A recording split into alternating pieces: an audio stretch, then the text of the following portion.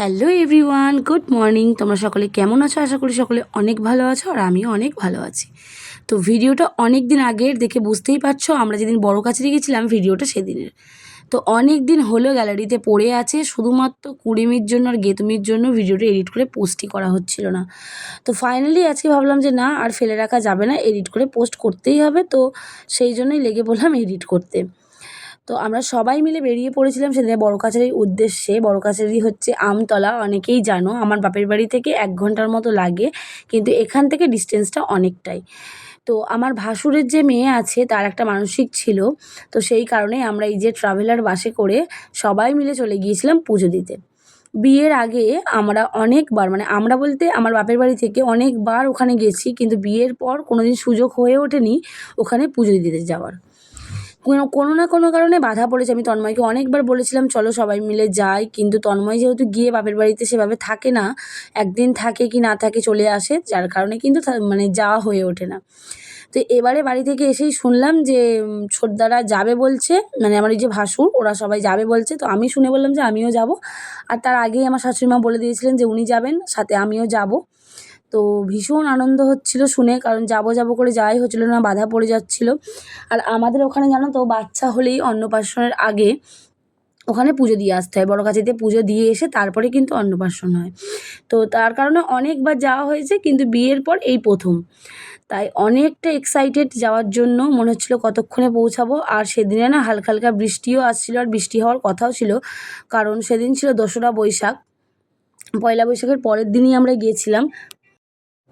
জানো তো, যে কোনো তীর্থস্থানে বা যে কোনো ঠাকুরের জায়গায় যতক্ষণ না ঠাকুর টানাবে যাওয়া হয় না।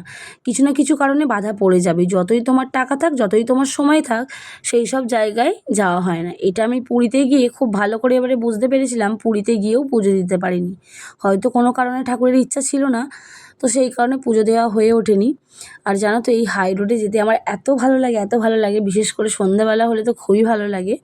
প্রায় কাছাকাছি চলে এসেছি, মনটা খুব কেমন কেমন করছে। একদিকে কারণ ঠাকুর দেখবো, একদিকে আবার মনে হচ্ছে বাপের বাড়ির কাছ থেকে এসেই ফিরে যেতে হবে। তো ওই বাসটা অতটা দূর ঢুকতে দেয়নি বলে কিন্তু আমরা আবার টোটো করে নিয়েছিলাম, সবাই মিলে টোটো করে ভেতরটাই যাচ্ছিলাম, কারণ অত বড় মানে বাস ভেতর দিকে ঢুকতে দিচ্ছিল না। তো যাই হোক, তারপরে এখানে এসে আমরা সবাই পুজোর ডালা নিয়ে নিয়েছিলাম পুজো দেবো বলে। আর আমি তো বাড়ি থেকে স্নান করেই গিয়েছিলাম, আর তন্ময়ও কিন্তু স্নান করেই এসেছিলো, কিন্তু ঠাকুরের পুকুরে স্নান করবে বলে ও আবার স্নান করে নিল। আর এত সুন্দর কাপড় ছাড়ার ব্যবস্থা আছে, আমার না ঠিক মনে ছিল না, যার কারণে আমি অন্য আর কাপড় চোপড় আনিনি, যার কারণে আমি স্নানও করতে পারিনি। নাহলে খুব ইচ্ছা হচ্ছিলো যে স্নান করলে ভালো হতো, কিন্তু কিছু করার নেই, জামা কাপড় আনা হয়নি।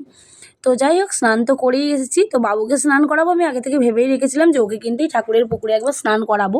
তো এই যে আমার যা ভাসুর, একটা ওটা আর একটা যা একটা ভাসুর হয়, আমার তন্ময় বাবু সবাই মিলে আমরা চলে গিয়েছিলাম পুকুরের উদ্দেশ্যে। তো স্নান করে তারপরেই পুজো দেওয়া হবে, তন্ময়রা সবাই স্নান করবে, বাবুকেও স্নান করাবো। আর অনেক দিন পর, মানে অনেক দিন পর বলতে বাবু ফার্স্ট টাইম, ফার্স্ট না সেকেন্ড টাইম, কারণ ফার্স্ট টাইম ও আমার বাপের বাড়িতে পুকুরে স্নান করেছিল। আর পুকুরে স্নান করতে গিয়ে ওর যে কী মজা, মানে সেটা তোমরা দেখতেই পারবে। আমরা একটু ভিডিও তুলে রেখেছি তোমাদেরকে দেখাবো বলে। আর জানো তো, এখানে প্রচুর মেলা, প্রচুর দোকান বসে। তো আজকে বৃহস্পতিবার ছিল, যার কারণে কিন্তু দোকানগুলো অনেক বন্ধও ছিল, না হলে কিন্তু আরও অনেক বেশি দোকান থাকে।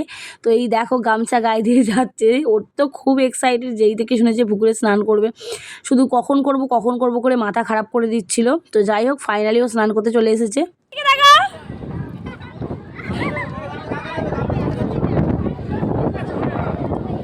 এই তো, এই তো, ভালো হচ্ছে, জান করো, জান করো।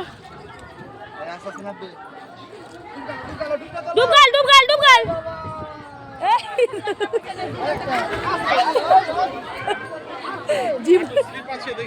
আস্তে আস্তে নামো, খুব স্লিপ, আস্তে নামো।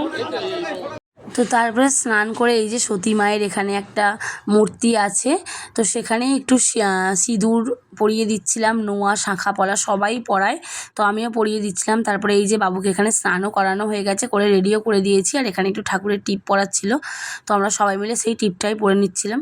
তো একেবারে কিন্তু এবারে আমরা চলে যাব পুজো দিতে। আর খুব ভালোভাবে পুজো দিয়েছি জানো তো, মানে তিনজনে মিলে একসাথে, মানে আমি, বাবু আর তন্ময় তিনজনে মিলে একসাথে বাবার মাথায় জল ঢেলেছি।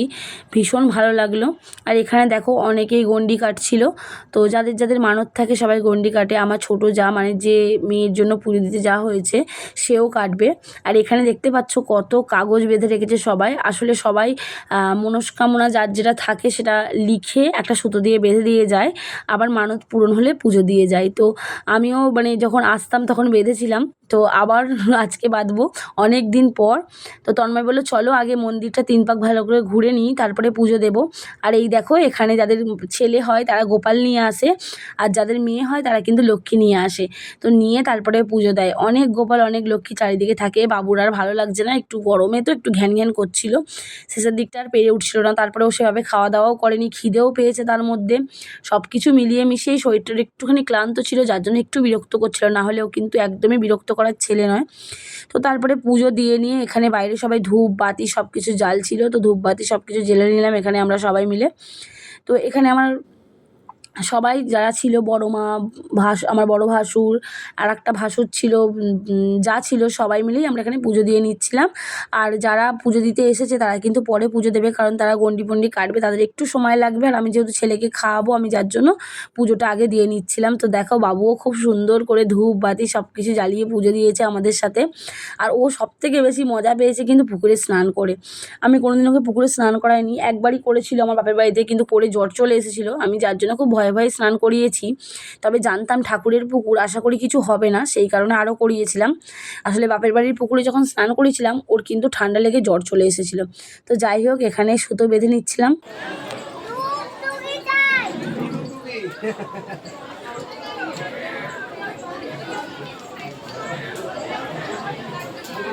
সত্যি অনেক দিন পর গিয়ে মনটা বেশ ভালো লাগলো। কবে থেকে যাব যাব করছিলাম, কিছু না কিছু কারণে বাধা পড়েই যাচ্ছিল বারবার। আর এই বড় কাচাইতে জানো তো আমার শ্বশুরবাড়ির এখান থেকেও অনেকে যায়। এটা আমাদের ওখানে মেনলি যাদের বাচ্চা হয়, হওয়ার পর এই যে গোপাল বা লক্ষ্মী নিয়ে কিন্তু অন্নপ্রাশনাকে পুজো দিতে যেতেই হয়। তো আরও যারা পুজো দিচ্ছিল তারাও এই দেখো গোপাল লক্ষ্মী সব নিয়ে এসেছিলো।